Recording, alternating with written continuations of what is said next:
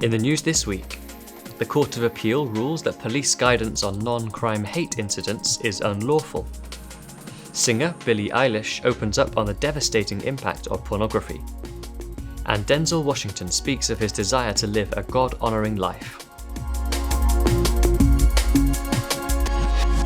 Hello. The Court of Appeal has ruled that police guidance on recording non-crime hate incidents unlawfully interferes with free speech. Former police officer Harry Miller had challenged the College of Policing over guidance which said records must be kept of any hate-related complaint, even where no crime was actually committed. In her ruling, Dame Victoria Sharp said the recording of non-crime hate incidents is plainly an interference with freedom of expression, and knowledge that such matters are being recorded and stored in a police database is likely to have a serious chilling effect on public debate. Following the judgment, Home Secretary Priti Patel is to table an amendment to the Police, Crime, Sentencing and Courts Bill to instruct the police to investigate real crimes rather than hurt feelings. She said some current practices are having a dangerous impact on free speech and potentially stopping people expressing their views. The Women and Equalities Committee is once again proposing that the process for changing legal sex is made dramatically easier. The committee, which made very similar proposals in 2016, says the requirement to have lived as if a member of the opposite sex for 2 years should be scrapped, along with the need for a medical diagnosis of gender dysphoria. It said people should be allowed to change legal sex by self-declaration, and that there should also be legal recognition for those who say they are non-binary, neither male nor female. It also called for spouses of transgender people to be notified rather than consulted about the sex swap, and then given the option to either remain married or have the marriage annulled. If they don't respond in time, their marriage would be annulled automatically. I'm joined remotely by Institute Deputy Director Simon Calvert. Simon, what do you make of this? Well, interestingly, there was some polling done in Scotland just within the last week, and I'm pretty sure it reflects the position across the UK as a whole, which found that 71% of people think that if somebody wants to transition gender, that there should be some kind of medical assessment. The government has only pretty recently rejected the idea of ditching medical tests, and they've rejected the idea of ditching the test that requires someone to live in what's called the acquired gender for 2 years before their transition is recognised in law.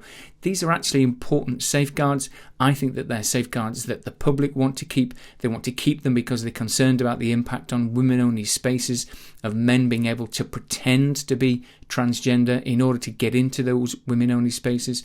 I think the public are worried about the impact on young people, some of whom are being swept along by a kind of social contagion on this issue, and then later, regretting getting themselves on the conveyor belt towards gender transition. So I think that the Women and Equalities Committee is actually just completely out of touch on this, and they just need to accept that they've lost the argument. Grammy award-winning singer Billie Eilish has opened up about how viewing pornography from a young age destroyed her brain.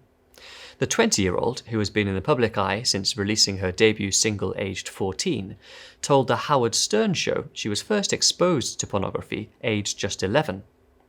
I was an advocate, and I thought I was one of the guys and would talk about it and think I was really cool for not having a problem with it, and not seeing why it was bad.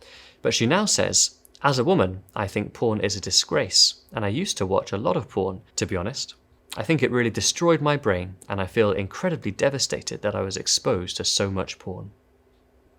And finally, acclaimed actor Denzel Washington has expressed his desire to live a God-honouring life in a world where he says people are increasingly becoming lovers of self.